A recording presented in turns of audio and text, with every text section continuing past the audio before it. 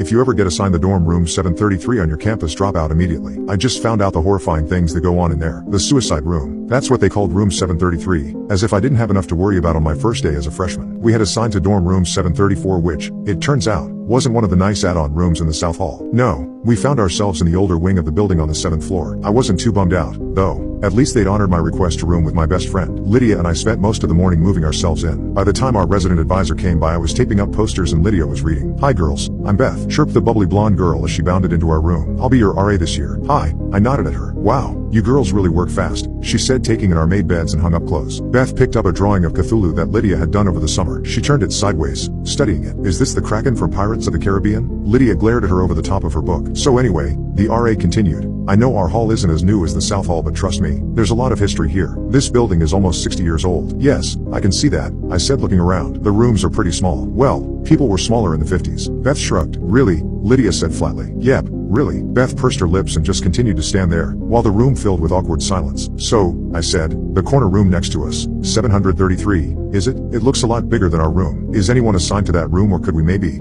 "Oh, you don't want that room," Beth interrupted. "There were a couple suicides in there. A hanging and a jumper if I remember right. They're not assigning anyone to that room. Anyway, I'd just like to remind you that this is an all-girls floor and guys are not allowed up here after 11. Before we could reply to her, Beth clapped her hands and with a quick "well, nice meeting you," she skipped out of the room. Lydia dropped her book on the bed and stared out into the hall. "I hate her. Did you hear that bomb she fucking dropped? I'm going to call her dumb shit, Beth." "Lydia, seriously, suicides? Oh, Becca, relax. Every college campus has a few suicides." "Yeah, but in the same room?" Lydia sighed. "Really, who cares? It's not our room." "Yeah, I guess." I turned to study the little window in our room. Can you imagine climbing out of that tiny window and jumping? You'd be alive for at least 5 seconds before you hit the ground. "Oh, fuck, Becca, can you not?" Lydia glanced at the window and visibly shuddered. "You know I fucking hate heights and just talking about that shit is raising my blood pressure. We could always move into the suicide room." I teased her. "That one has a window on each wall." "Fuck you." Okay, but seriously, think about it. It would take a lot of commitment to squeeze out of that tiny window." "Yeah, well, remember, people were apparently smaller back then," Lydia mumbled as she pushed her bed further away from the window. Since Lydia was an outgoing and friendly person, we made friends at lightning speed. There were a lot of parties in those first few weeks, at one of which Lydia inevitably met a guy. I'd known the girl since we were in diapers, so I fully anticipated her having a boyfriend by the end of September. His name was Mike and he wasn't anything special. Just your standard frat pledge douche canoe. After about a month on campus, the novelty of college started wearing off. Lydia and I found our stride and we spent more weekends studying than drinking. Midterms were coming up in a couple weeks and I was determined to maintain a 4.0 GPA throughout my freshman year. One night in early October, I was woken up by a loud, grinding sound. I sat up in bed and strained to hear it again. Lydia was also wide awake and listening. "Slam. What the fuck?" she mouthed to me. It wasn't unusual for there to be noise in the hallways since other people came in at all hours of the night, but this sound had definitely come from next door, the corner room. "Grind? Is that?" "Yeah," Lydia whispered. "That's the window next door." At Lydia's insistence, we kept our window closed at all times. However, there was no mistaking the sound of the window in room 733 being opened and closed again at regular intervals. "Slam. Who's in there?" Lydia shrugged. "Is someone fucking with us?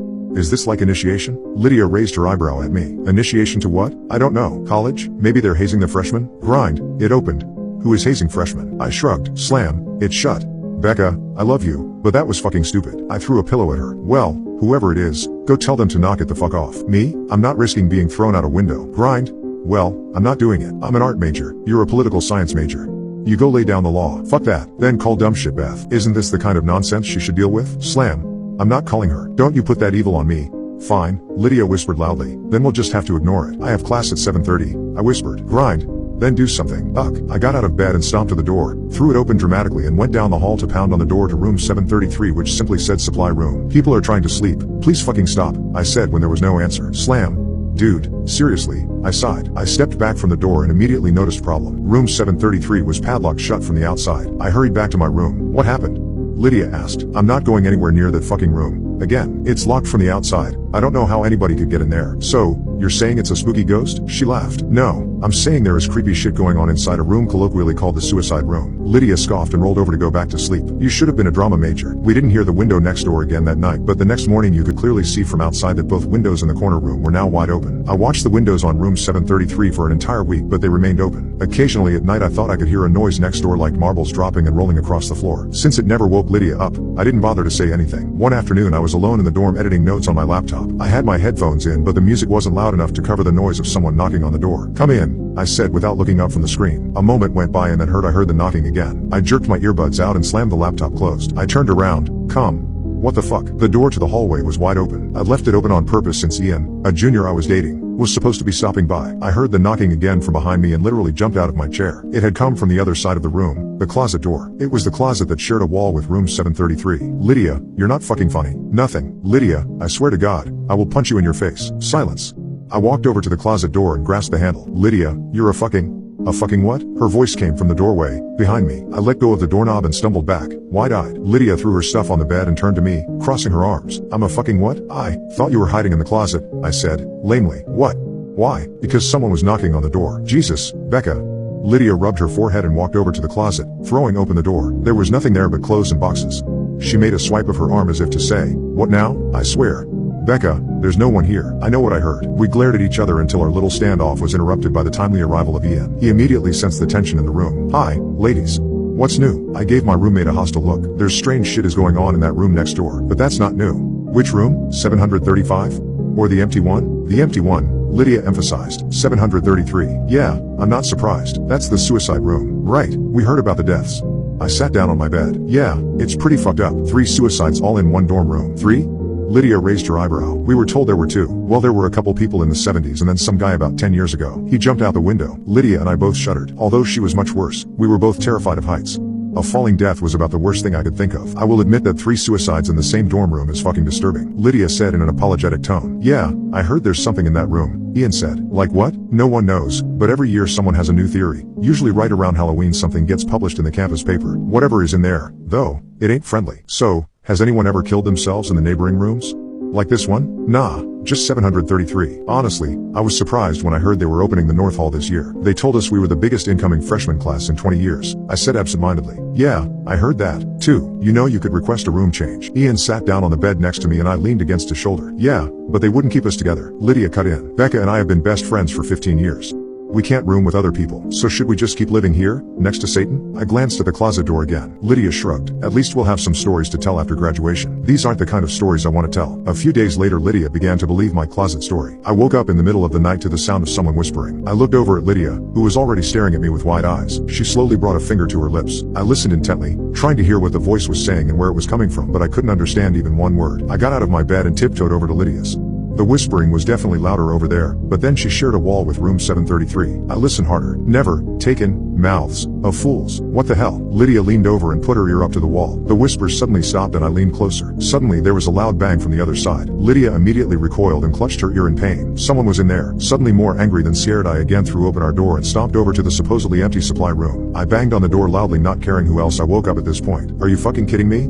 I yelled at the door. This shit isn't funny anymore. Come out of that fucking room, you asshole. Silence. And then the doorknob started to turn. I don't know what I'd expected to happen, but it wasn't that. I backed up so far from the door that I ran into the opposite wall. When the handle had turned all the way down, something started to push from the other side. The door groaned loudly, but the locks held. I held my breath until the pressure on the door subsided and the handle slowly returned to its normal position. I noticed Lydia peeking her head out of our room. She held up her hands as if to say what happened. Someone thinks they're funny.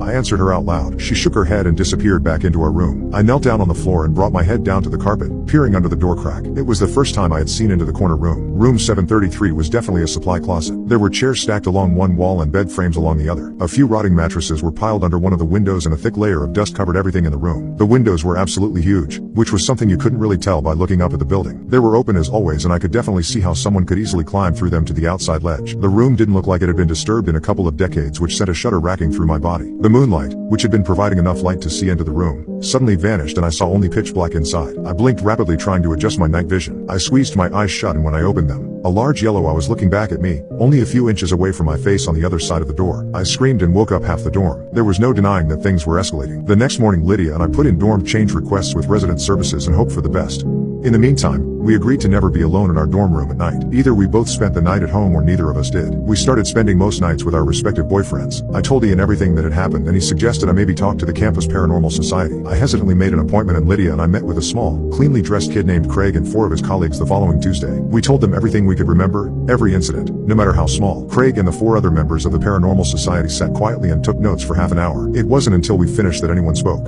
Is that all? Craig asked. Yes, I said slowly. Would you mind waiting out in the hall for a few minutes so that I may confer with my colleagues? Sure. Lydia smiled indulgently and stood up. Whatever you need. The door had barely shut behind us when Lydia snorted and rolled her eyes. Let's go. Go where? I asked. Are you serious?